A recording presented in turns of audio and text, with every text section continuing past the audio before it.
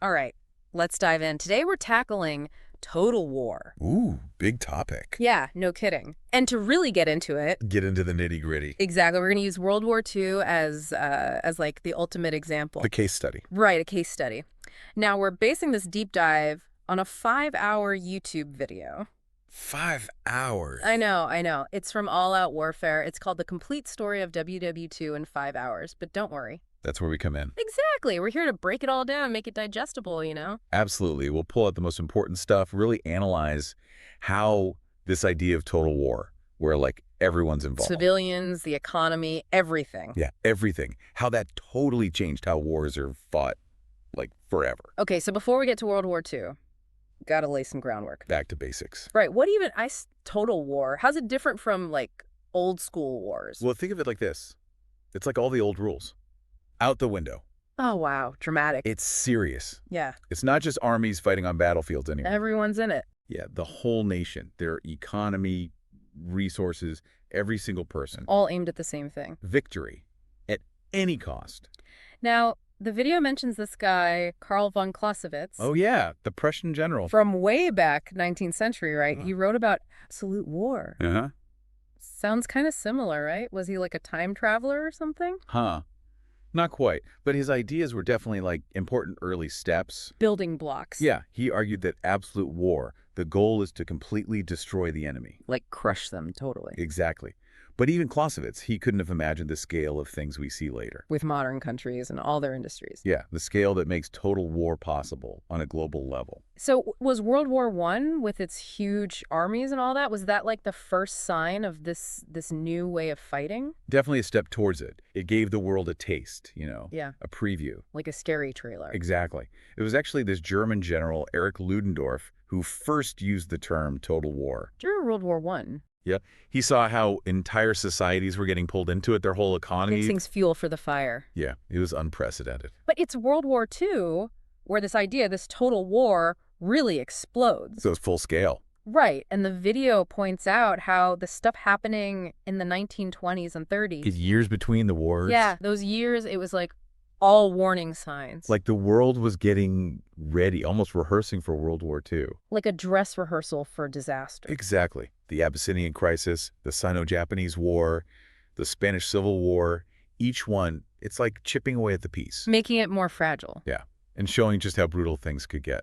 They mentioned some specific things in the video, like the use of chemical weapons against civilians in Ethiopia, the bombing of Guernica in Spain, the Nanjing massacre in China. It's like the world is becoming, I don't know, numb to the violence. Desensitized. Yeah, that's it.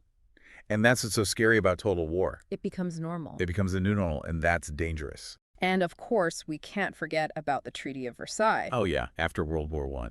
The video argues it had a big impact on what led to World War II. Huge impact. Yeah. It's a classic example of how, like, trying to make peace Can backfire. Totally. They wanted to punish Germany, make sure they couldn't start another war. But it made things worse. Way worse. Mm. The war guilt clause, making Germany take all the blame. Plus the economic stuff, the reparations. It all created this breeding ground for extremism. Resentment, anger. The perfect ingredients for, well, for another war. So you've got these smaller conflicts escalating. You've got the fallout from the Treaty of Versailles. Yeah, simmering away. And then as war gets closer and closer, all these countries start getting ready, mobilizing, Each one in their own way. preparing for this conflict that seems like inevitable. It's fascinating how the video shows how different countries prepared based on, like, their situation, their beliefs. To Britain, with their giant empire. They focused on their navy, their air force, using resources from all their colonies.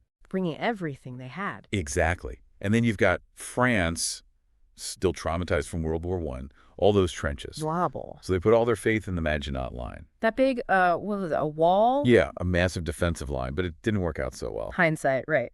2020. And then there's the Soviet Union with Stalin, all those 5-year plans. Rapid industrialization, taking them from a mostly agricultural society. To a huge military power. Yeah, in just a few years. It's hard to even imagine that kind of transformation. It shows how total war demands everything, It reshapes the entire society. The 5-year plans were brutal, though, right? They were.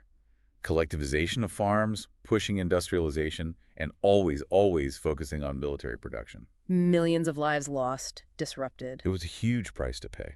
But it made them a force to be reckoned with. A force forged in total war. One thing that really stood out to me in the video was the role of women in World War II. Oh, absolutely. It's unprecedented. They weren't just supporting from the sidelines, they were actively involved. Yeah, in ways never seen before. Total war needs everyone. And that means women, too. The video shows how different countries approach this. Yeah, reflecting their culture, how desperate their situation was, all of that. Like in the Soviet Union, where the threat was, like, existential. They were facing total annihilation. Right, so women took on really active roles, even in the military. The Night Witches bomber regiment, the female snipers. Incredible. They mentioned British women, too, working in factories and air defense. Keeping everything running, really challenging those traditional gender roles. Changing what it meant to be a woman in wartime. It's amazing how resilient people can be, how adaptable, Breaking down barriers. Yeah, the necessity. And it's important to remember the shift in gender roles, it wasn't always easy. No, there was pushback, people clinging to the old ways. But things were changing. They were. And those changes, they had a lasting impact. While all this was happening, people living under occupation, they were facing a whole different kind of war. A brutal reality. The video doesn't sugarcoat it. The hunger, the fear, the violence. The constant threat. Yeah, total war doesn't care if you're a soldier or a civilian. It affects everyone. They show the impact of occupation on different countries. Like the division of Poland, the way resources were exploited in occupied France. And the famine in Greece. Devastating. All showing how those in power, they took what they wanted, used those resources, that labor, to keep the war going. Fueling their war machine. And even within those occupied territories, you see this mix of resistance and collaboration. It's complicated. It's easy to, romanticize resistance. The brave freedom fighters. Yeah, but the video shows it's way more nuanced than that. People were just trying to survive, making tough choices in a really tough situation. Sometimes those choices meant collaborating. Yeah. For all sorts of reasons. Fear. Maybe they thought it was the best way to protect their family. So many different factors. It's a reminder that things aren't always black and white, The siege of Leningrad is a particularly intense example of how total war impacts civilians. It's hard to even imagine being under siege for almost 900 days. The Germans deliberately cut off supplies, trying to starve them out. The conditions were horrific, constant bombardment, no food, freezing cold. And yet, the people of Leningrad, they resisted. They found ways to survive. They used the frozen Lake Ladoga. Yeah, to bring supplies in and out. It's incredible, their bravery, their resourcefulness. It shows how important logistics are in total war. Not just supplying the armies, but keeping entire populations alive. Getting food, fuel, all the essentials to the people who need them. It can make the difference between victory and defeat.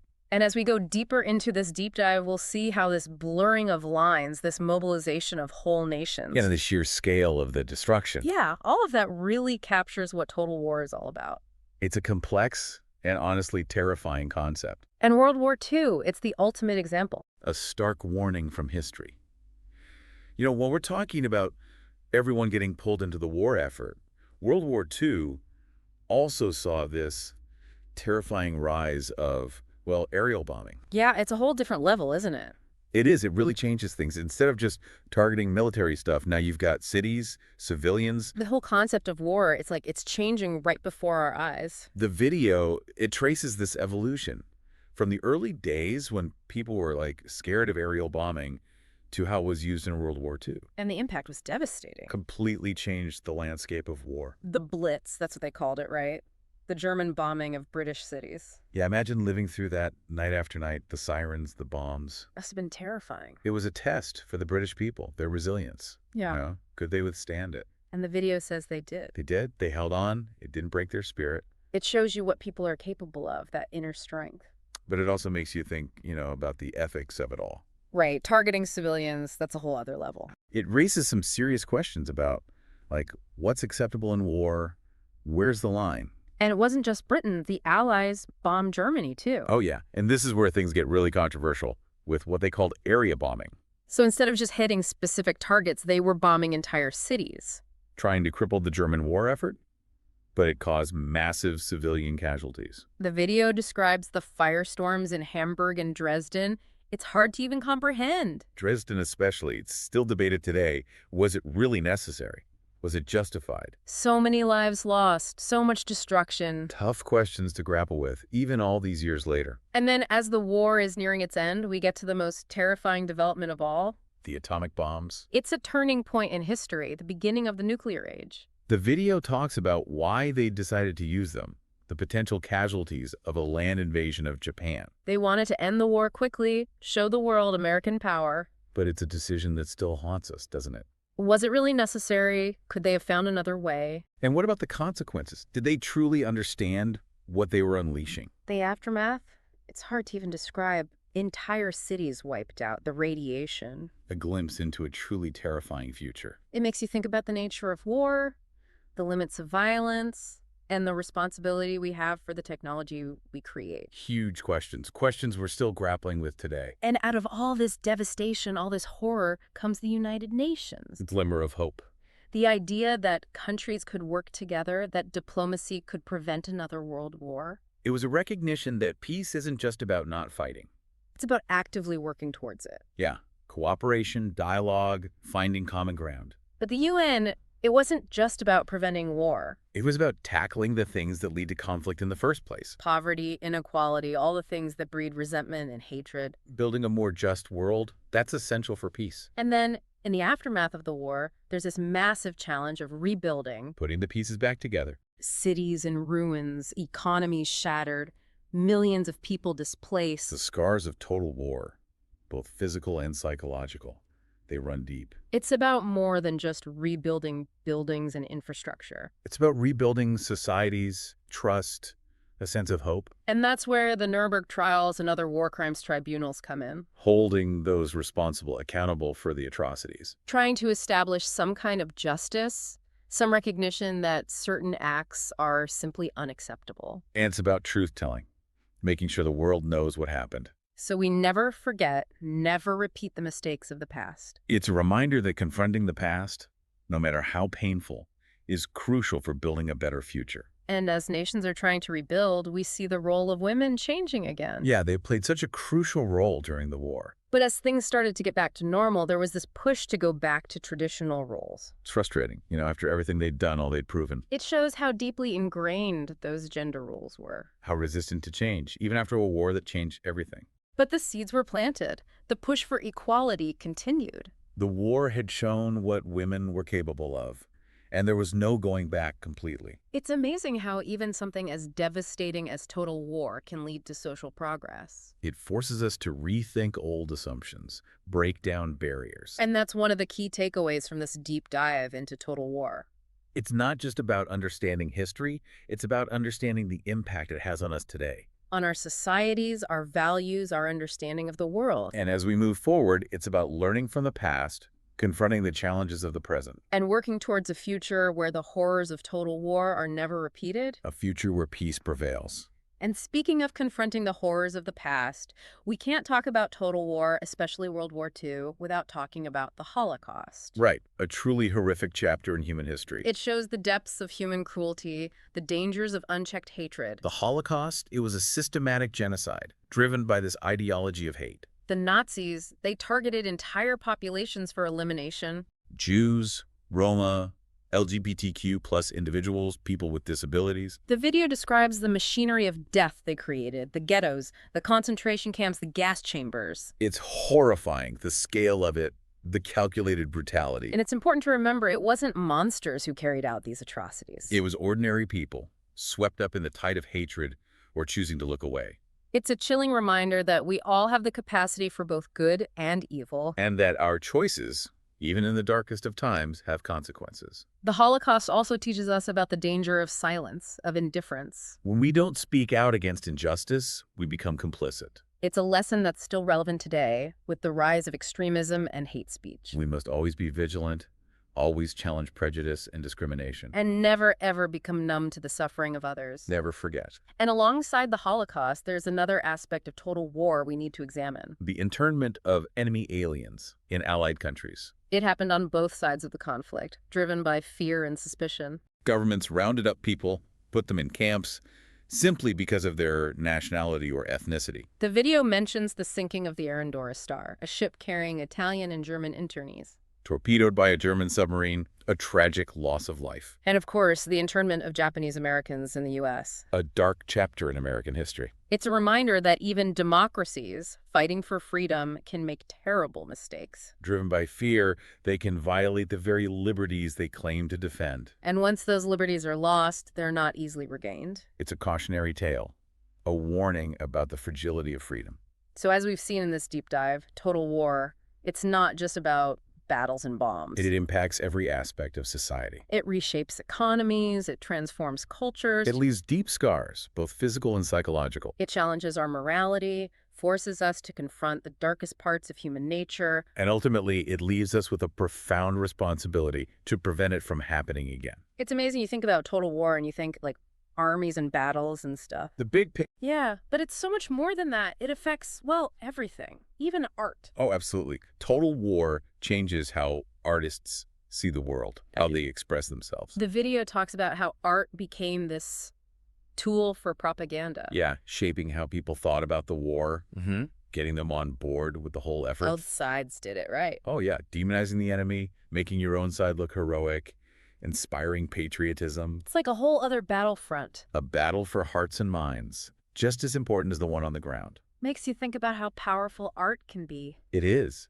And it wasn't just propaganda. Total war also influenced the styles of art, the themes artists were exploring. They were living through this stuff, so it's got to come out somehow, right? Exactly. Like Picasso's Guernica, you know that one. Vaguely remind me. It's this powerful anti-war painting inspired by the bombing of Guernica during the Spanish Civil War. Oh, right. Yeah, I've seen it. It's this really intense depiction of the suffering, the chaos of war. Makes you think. It does.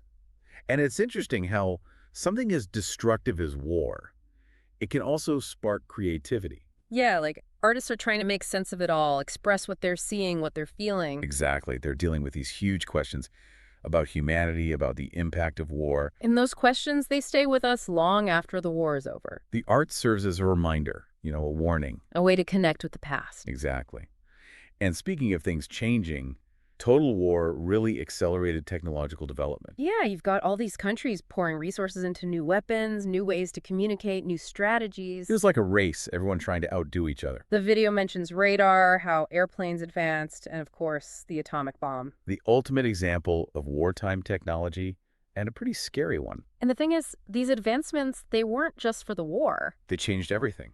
Like radar, yeah, it helped detect enemy planes, but it also changed how we navigate, how we control air traffic. It had ripple effects. Exactly. And computers, they were used to break codes and stuff, but that led to the whole digital revolution. Which completely transformed our world. So even out of something as terrible as war, some good can come. It's a complicated legacy, that's for sure. As we wrap up this deep dive into total war, and we've been using World War II as our example, this one question keeps coming back to me. Hit me with it. Is the world really safe from total war? Like, could it happen again? Oof, that's the big one, isn't it? It is. We haven't seen anything on the scale of World War II since, but the potential is still there. Especially with nuclear weapons. Exactly. It's a whole different ballgame now. The stakes are so much higher. If there's another total war with those kinds of weapons, well, it's hard to even imagine. Could be the end of everything. So what do we do? How do we prevent that? That's the million-dollar question. It feels like more than $1 million, honestly. It does, and there's no easy answer, but I think one of the biggest lessons from World War II is the importance of working together. Yeah, international cooperation, diplomacy, that's got to be the foundation. UN, yeah, it's not perfect. Not at all, but it's a start. It shows that we can try to resolve conflicts peacefully, talk things out instead of fighting. And we have to keep pushing for that, strengthening those international institutions, building trust between countries. Because if we don't, well, the alternative is too terrifying to contemplate. It is. And it's not just about international relations either. What else is there? It's about tackling the root causes of conflict. Poverty, inequality, injustice. All the stuff that can breed resentment and anger. Exactly. We need to build a more just world, a more equitable world. Where everyone has a chance to thrive. That's where real peace starts. And I guess it's also about remembering. Remembering the past, the lessons we learned from World War II. Learning from those mistakes, honoring the sacrifices that were made. Because if we forget, we're we're doomed to repeat it. And that's something we absolutely cannot let happen. No, the stakes are too high. So as we finish this deep dive, we really encourage you to keep thinking about this, keep learning. Don't let this be the end of the conversation. Exactly. And think about what you can do, even in your own life, to promote peace, understanding, and justice. Because it's up to all of us to create a better future. A future where total war is a relic of the past. And peace is the prevailing reality. Thank you for joining us on this journey into total war. It's been heavy, but important. It really has. And we hope it's given you some things to think about. To reflect on, to discuss, and to act on. Because learning from history is the first step towards creating a better future. And that's what this deep dive is all about.